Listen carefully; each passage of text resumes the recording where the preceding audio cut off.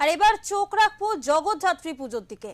প্রাকৃতিক দুর্যোগকে পরোয়া না করে ভগবানপুরে পালিত হচ্ছে জগদ্ধাত্রী পুজোর সুবর্ণ জয়ন্তী।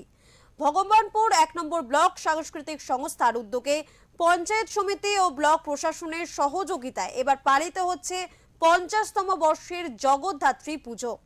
এই ঐতিহ্যবাহী পুজোর উদ্বোধন করেন বিখ্যাত অভিনেতা সোহম চক্রবর্তী, যিনি হলেন স্থানীয় চণ্ডীপুরের বর্তমান বিধায়ক। তার সঙ্গে ছিলেন একাধিক স্বনামধন্য ব্যক্তি। এই পুজোকে কেন্দ্র করে অনুষ্ঠিত হচ্ছে বিভিন্ন যাত্রাপালা। ভগবানপুরের মানুষেরা জানান, এই পুজো আমাদের গায়ের গর্ব। আমরা চাই আগামী প্রজন্ম এই ঐতিহ্যকে আরো সমৃদ্ধ করুক।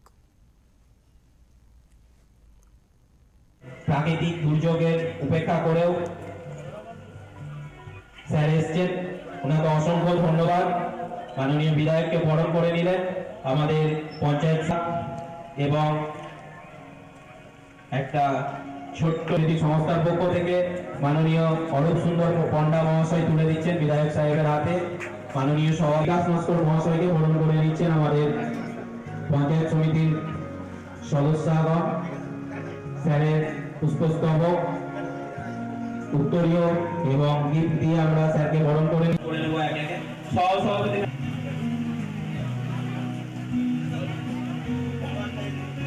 রাখতে হবে এবং যদি এই বৃষ্টিটা কাটতো তাহলে ভালোভাবে আহত হয়ে যাবে, কিন্তু দুর্লভ আমরা আহত হয়ে গেছিলাম। কিন্তু আবার আমাদের বিষয় এটাও যে তিনি আরো প্রমোশন পেয়েছেন। উদ্বোধনী প্রোগ্রাম মোটামুটি একটু কষ্ট হলে হয়েছে।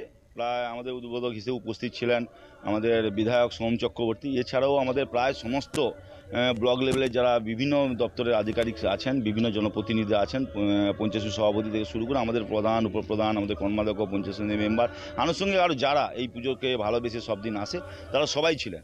প্রকৃতির দুর্যোগকে উপেক্ষা করেও আমরা আপাতত সুষ্ঠুভাবে উদ্বোধনী প্রোগ্রামটা করেছি এবং প্রকৃতির সমস্যা হলে তো কিছু করার নেই।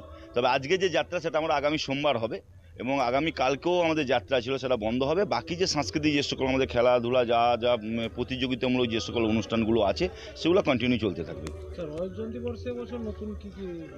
দেখুন, এবারে চিন্তা ভাবনা তো মূলত আমরা লোকসংস্কৃতির উপরেই, যেহেতু বাংলায় লোকসংস্কৃতির ধারক বাহক, তো সেই হিসাবে আমরা এবার 4টে যাত্রার ব্যবস্থা করছি। সেই সঙ্গে দাঁড়িয়ে আমাদের পঞ্চায়েত সমিতির জনপ্রতিনিধিরাও সেখানে যুক্ত হয়েছে। যেখানে পূর্ব মেদিনীপুর জেলা পরিষদের সভাধিপতি উত্তম বারিকও থাকছে, আমিও থাকছি, সঙ্গে আমাদের অন্যান্য প্রধান কর্মাধ্যক্ষরা থাকছে।